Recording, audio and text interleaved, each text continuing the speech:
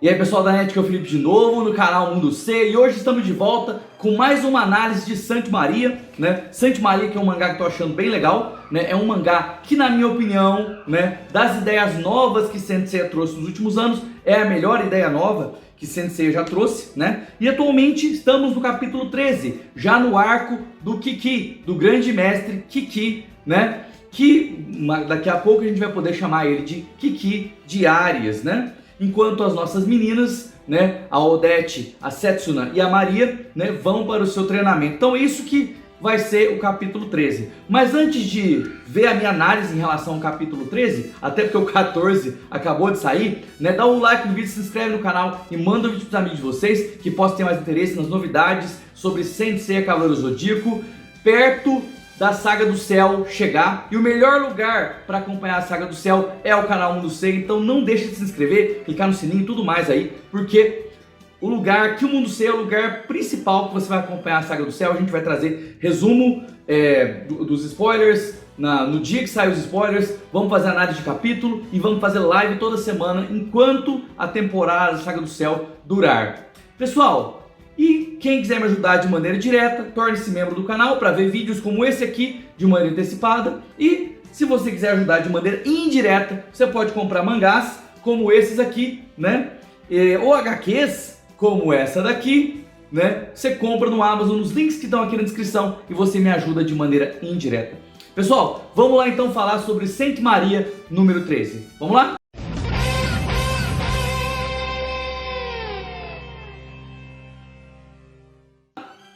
Então, gente, é o seguinte, né? Nós estávamos no capítulo 12, na parte em que o Xion, né, a consciência do Xion, ela brota de dentro do elmo do grande mestre, né, para ajudar os personagens que estavam sendo atacados ali, né?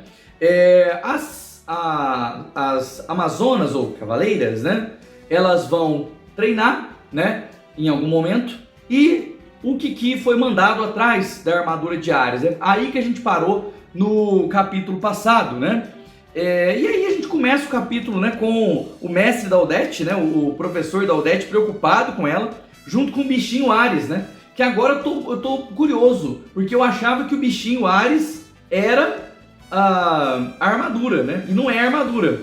Então eu quero saber por que aquele bichinho fala, né? E o Ares foi mandado de volta, né, para ajudar a Maria e as outras, né? Bom, o Xion fala que ele vai treinar as meninas, né? Ele vai ser uma espécie de mentor para as meninas, não diretamente, vocês vão ver por que não diretamente. E tem agora a explicação do átomo, gente, sobre os átomos e a destruição dos átomos, que o cavaleiro tem o poder de destruir os átomos. É claro que aqui é feita de uma forma não tão poética, né? Dentro do mangá clássico, né, isso aqui é feito de forma mais poética, é mais bonito dentro do mangá clássico, esse tipo de explicação, tá? Mas não tem problema, foi legal ele dar uma explicação dessa, que eu acho que é necessário, né? E quem que vai treinar as meninas diretamente? Bom, são os avatares dos personagens clássicos, né? Então, Yoga, Shun e Seiya, né? Eles estavam brotando de dentro da armadura e o Xion invoca eles de alguma forma que nós não sabemos ainda como que eles vão aparecer. Provavelmente um avatar deles, né? Da mesma maneira que eles são invocados quando as armaduras são invocadas, né? Então o avatar dos clássicos vai treinar as meninas, né? Então a Maria vai ser treinada pelo Seiya, o Shun vai ser treinado pela Odete, a Setsuna vai ser treinada pelo Shun e a Odete vai ser treinada pelo Yoga, né? Misturei tudo aqui. Bom, agora a gente vai para outra parte do capítulo, né? Quando Minos de Griffon, que a gente tinha visto no capítulo anterior, tinha se afastado e ele foi em direção a uma caverna que é onde está a armadura de Ares, tá, gente? A armadura de Ares está escondida e lembra que o exército de Hades ele quer capturar todas as armaduras, né, para corromper as armaduras. Esse é o objetivo do exército de Ares, o exército de Hades dessa maneira, dessa forma, né, nessa era. O Minos ele vai entrar dentro da caverna, né, ele vai conseguir quebrar ali a proteção da caverna né? Inclusive dá a entender que é outro espectro que quebra essa proteção dentro da caverna, né? E ele é recebido ali com pedrada, gente. Um monte de pedra vem em cima dele e tal, né? E você percebe que quem atacou o Minos de Griffon foi a própria armadura de Ares. Então a armadura de Ares reside ali dentro da caverna, né? E ela própria ataca o Minos de Griffon, né? E, gente, o Minos de Griffon, vocês sabem que é um espectro muito poderoso e ele é um dos espectros que mais dá trabalho. Vocês sabem disso, né? Dentro do clássico ali, o espectro que deu muito trabalho. Next Dimension também foi um espectro que demorou mais para morrer, né? Claro, tem o Suikyo, mas o Suikyo era um protagonista praticamente, né? No clássico. E em Lost Canvas eu acredito que ele deu bastante trabalho também. Então, esse poder de marionete ele é um poder que enche muito o saco, né?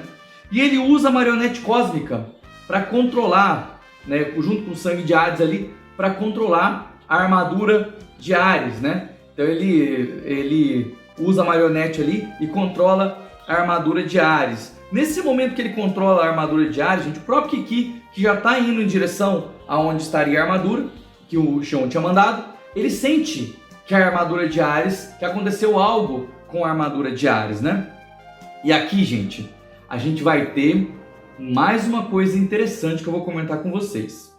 Vamos ter uma luta 2.0 de Ares versus Papillon. Então, o espectro que estava lá na porta, que ajudou a abrir, né, o selamento, foi o Mil de Papillon, né? E o Mil de Papillon vai lutar contra o Kiki. E aí a gente tem Ares versus Papillon, né? 2.0. Imagina se fosse o Kurumada fazer essa luta de novo, hein? Só escreva aqui abaixo, né? O que ia acontecer, né? O que a galera ia falar se o Kurumada repetisse o Papillon contra Ares, né? Mais uma vez, né? Escreva aqui embaixo, eu não vou nem comentar em relação a isso, tá? Vocês sabem, né? Quem assiste o Mundo Seco faz tempo sabe sobre isso, né? Para mim não tem problema nenhum em relação a isso. A autora Seira tá fazendo coisas kármicas, né? Então nós tivemos lutas, por exemplo, o Cisne contra o Centauro, né? Nós tivemos o Lagarto contra Pégaso. Então ela tá fazendo isso o mangá inteiro mesmo, né? De maneira kármica. Eu não vejo problema. Mas se fosse o Kurumada fazendo, vocês sabem o que ia acontecer, né? Vocês sabem. Bom, como que vai ser essa luta, gente? O Kiki, ele vai tentar atacar, né, com a Revolução Estelar. Nesse momento, o Mil de Papillon vai sair da forma de casulo e vai para a forma normal dele, né? Então você vê essa coisa linda, um dos espectros mais bonitos que o Kurumada já criou, e esse design tá lindíssimo, esse desenho aí tá muito bonito aí em relação ao Mil de Papillon, tá? E nesse momento, quando o Kiki tenta atacar de novo com a Revolução, as borboletas vão desviar, né, o golpe, né, do Kiki. Vão desviar de novo, né? Mais uma vez, uma luta muito parecida com o que foi a luta do Mu, um pouquinho mais curta do que a luta do Mu lá no clássico, né? E aí o Papillon, obviamente, tem poderes psíquicos, porém o Kiki vai superar os poderes psíquicos do Papillon. O Kiki, ele vai conseguir se deslocar, ele vai superar os poderes psíquicos do Papillon, né? E quando ele supera, ele usa a técnica suprema de Ares, a extinção estelar, né? Nesse momento, o Papillon vai tentar fugir da extinção estelar, né? Eu nem sabia que dava para fugir da extinção estelar, né? Mas ele vai tentar fugir em forma de borboleta e o Kiki pega ele na jaula, né? Para que ele seja purificado. Então ele foi pego ali na jaula do Kiki. Kiki vai enviar ele para ser purificado. A Maria que tem poder, né, de purificar os espectros, né? E vamos ver o que isso vai dar nos próximos capítulos, porque o Queen de Aurauni foi purificado, mas não adiantou nada, né? A Pandora despertou nele de novo. Não entendo para que serve purificar se a Pandora pode simplesmente a longa distância acordar a estrela maligna mais uma vez, né? Eu não entendo por que isso é relevante, né?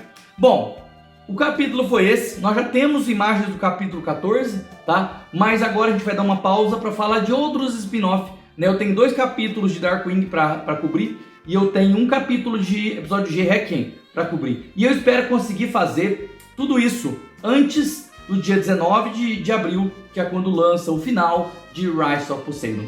Pessoal, muito obrigado por assistir esse vídeo. Até mais. Se você não se inscreveu ainda, se inscreva, né? Dá o like, né? Compre os mangás no Amazon, né? E não se esqueça de mandar o canal Mundo Seiya para todo mundo que você conhece que gosta de Saint Seiya, Cavaleiros do Zodíaco. Até mais, pessoal. Tchau.